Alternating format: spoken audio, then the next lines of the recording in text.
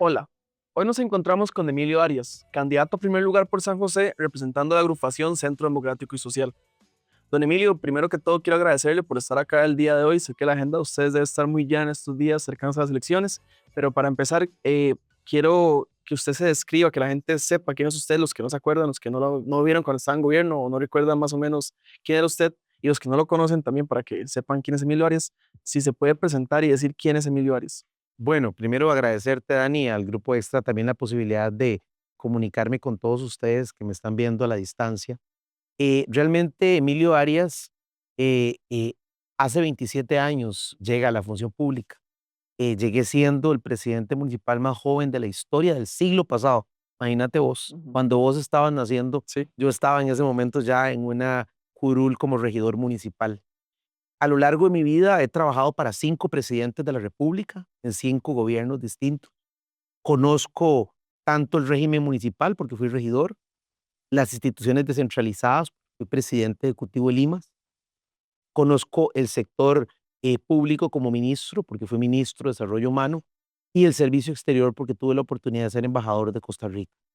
Entonces creo que esa trayectoria de 27 años al servicio de los costarricenses, donde he tenido una trayectoria donde nunca he tenido un cuestionamiento por mi honorabilidad o mis actuaciones en la función pública, son un elemento importante. Y creo yo que en este momento de la historia, la Asamblea Legislativa requiere una transformación importante porque es necesario volver al señorío de la Asamblea Legislativa. Y cuando me refiero al señorío, me refiero a las discusiones de altura, a la presentación de proyectos alrededor de los principales problemas que tienen los costarricenses en este momento, pero también a un debate de altura.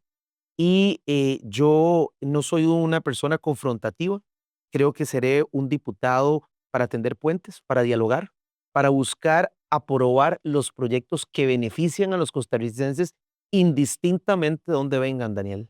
Porque me ha tocado trabajar en todos estos gobiernos que he estado siempre con la oposición y he tenido una excelente relación con la oposición. Entonces creo que eso me da una visión de Estado y esa visión de Estado es muy importante porque los costarricenses también hoy están buscando saber si las personas que van a elegir a la Asamblea Legislativa tienen o no tenían experiencia de Estado. De lo contrario, se les van 2 años aprendiendo qué es la Asamblea Legislativa. Entonces, realmente esa experiencia de vida, además, he sido comunalista toda mi vida. Mi principal trabajo ha sido siempre a la par de los sectores más vulnerables tanto a nivel nacional como consultor internacional. He trabajado en temas de pobreza y desigualdad en América Latina y especialmente en Centroamérica. Y mucho también trabajando a la par del tema de la disminución de la brecha digital para lograr que especialmente los jóvenes y las mujeres tengan la posibilidad de tener acceso a las telecomunicaciones. Cuando fui viceministro de Telecomunicaciones, me tocó crear el programa Hogares Conectados, que ha llegado a miles de familias a lo largo y ancho del país. En aquel momento se beneficiaron más de 140,000 familias con el programa Hogares Conectados y uno de los proyectos que enfáticamente llevo a la Asamblea Legislativa es recuperar ese programa, es hacer una modificación a la ley de telecomunicaciones y al Fondo Nacional de Telecomunicaciones para garantizar que los jóvenes tengan acceso no solo al Internet, sino también puedan vivir con la inteligencia artificial, que hoy es un elemento que nos acompaña diariamente. Y Claro. que si unos jóvenes en las zonas rurales, especialmente en las zonas de Los Santos, por ejemplo, en San José, no tienen ya hogares conectados, porque en este momento hay más de 6,000 muchachos desconectados, sin hogares conectados, solo en la zona de Los Santos. Y eso, si le sumamos el resto de San José, son miles de personas que perdieron el programa. Eso es una de mis banderas llegando a la Asamblea Legislativa, volver a tener hogares conectados para poder garantizar disminuir la brecha digital en el país. ¿En qué momento usted toma la decisión de querer ser diputado de la República? Tomo la decisión de ser candidato a diputado cuando doña Ana Virginia Calzada me lo pide directamente.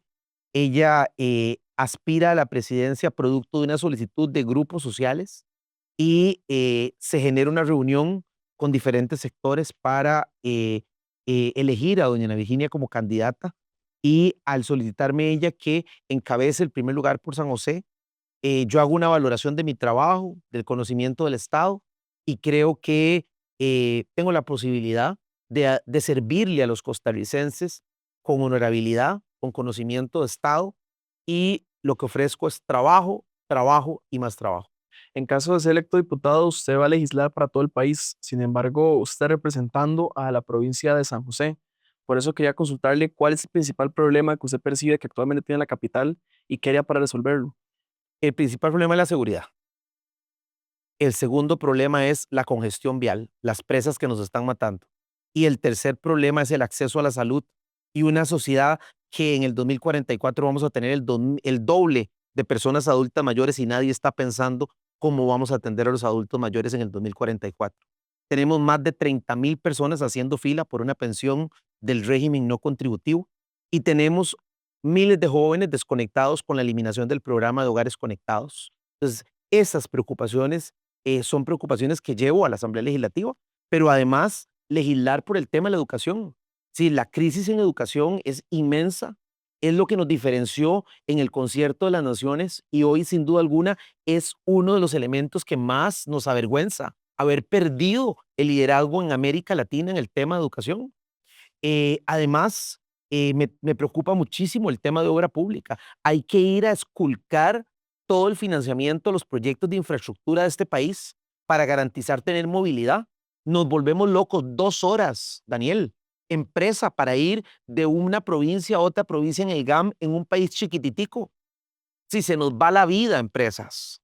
Hay otros elementos como un programa específicamente para el tema del cáncer. Mi mamá murió de cáncer, tengo una hermana, Corita, que atraviesa el cáncer y tengo una propuesta específicamente del Centro de Investigación y Prevención para el Cáncer, que lo quiero proponer desde la Asamblea Legislativa, porque es una enfermedad que afecta no solamente la situación económica y social, sino también el entorno familiar de esas personas que se ven afectadas con la enfermedad, con una enfermedad como el cáncer. Y a la par de esto, el fortalecimiento de la Caja Costarricense de Seguro Social, que en este momento está prácticamente quedando casi que como un cajón vacío. Y ha sido otro tema que desde la década de los 40 nos reconoció el mundo entero. Y hoy por hoy no podemos seguir con esas filas, no podemos seguir sin médicos en los hospitales, no podemos seguir con que la gente llega a las salas de emergencia y no pueden ser atendidas. Es decir, realmente ese problema es fundamental. Y otro elemento que también me interesa muchísimo es el Sistema Nacional de Monitoreo. Y para eso vamos a hacer una reforma a la ley de telecomunicaciones para poder utilizar recursos de telecomunicaciones del fondo para poder apostar por más seguridad, por uso de la tecnología, la parte de la seguridad. La seguridad no solamente se soluciona con más efectivos de seguridad, se requiere tener monitoreadas las ciudades e interconectadas las municipalidades y las policías municipales. Entonces, eso requiere otra reforma de ley y es otro proyecto de ley que estoy claramente seguro de presentar en la Asamblea Legislativa. Otro tema que me preocupa y que fue un tema que me tocó dejar avanzado, que es el Sistema Nacional de Cuidados y Apoyos. En nuestro país, las mujeres, las madres que están en sus casas cuidan a los niños con discapacidad, a las personas adultas mayores, cuidan a sus hijos, dejan de estudiar y dejan de trabajar. Y cuando tienen 65 años no tienen pensión, nunca tuvieron salario y las destinan a lo que conocemos o lo que se llama feminización de la pobreza. Y es que tenemos por eso más mujeres en pobreza que hombres. Entonces, eso hay que arreglarlo y personalmente tengo un proyecto de ley diseñado incluso ya desde lo que hice cuando estuve en el IMAS para fortalecer el Sistema Nacional de Cuidados y Apoyos y impactar directamente a esas mujeres que hoy lideran la mayoría de hogares. El 80% de los hogares en pobreza son jefeados por mujeres. De los proyectos, disculpe, de los proyectos actuales que están en la Asamblea Legislativa, ¿hay alguno que a usted le gustaría darle continuidad? Me interesa mucho el tema de la reforma del Estado. Yo creo en la modernización del Estado, no en la destrucción del Estado, no en la privatización del Estado. Yo creo que las instituciones deben de ser más ágiles, debemos de tener servicios públicos de calidad. En la historia nunca habíamos tenido, por ejemplo, todo San José, toda la parte de Atillo, Moravia y Guadalupe sin agua. la gente comprando agua para bañarse, Daniel. Eso significa que hay que modernizar acueductos y alcantarillados, que hay que modernizar las instituciones públicas para que los servicios públicos por los que pagamos todos los costarricenses sean servicios públicos de calidad. Entonces, en ese sentido, me interesa muchísimo todos los proyectos que están sobre reforma del Estado, también los proyectos sobre empréstitos de carreteras. No podemos postergar la carretera a San Carlos, no podemos postergar terminar todas las obras pendientes en San José.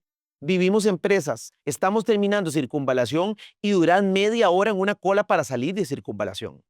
¿Qué tipo de comisión legislativa le gustaría integrar? Me encantaría la Comisión de Hacendarios, la Comisión de Gobierno y Administración y sin duda la social, porque mi enfoque de vida y mi trabajo a lo largo de los años ha estado en lo social, pero pelearía fuertemente en la fracción para estar en esas 3 comisiones. Ahora, ¿existe algún tipo de beneficio al que usted renunciaría que gozan actualmente los diputados? Por ejemplo, la gasolina, la línea telefónica. No tendría necesidad de utilizar mi teléfono y utilizaría la gasolina para cuando voy de giras, pero no creo que se deba utilizar la gasolina para ir y venir todos los días de su casa. Todos los trabajadores costarricenses pagan la gasolina para ir a trabajar, no se la dan en las empresas. ¿Por qué lo tendrían que tener los diputados? Entonces, yo creo que hay muchas cosas que reformar en la Asamblea Legislativa, en el régimen de beneficios de los diputados. Y no solamente en la Asamblea Legislativa, ¿verdad? Es también en el Estado, es decir, tenemos que tener un Estado más austero. Los costarricenses están cansados del despilfarro. Bueno, entonces empecemos dando el ejemplo, ¿verdad? Y también estando en la Asamblea Legislativa. Hay diputados que pasan meses enteros en el año fuera del plenario, que no llegan a sesionar.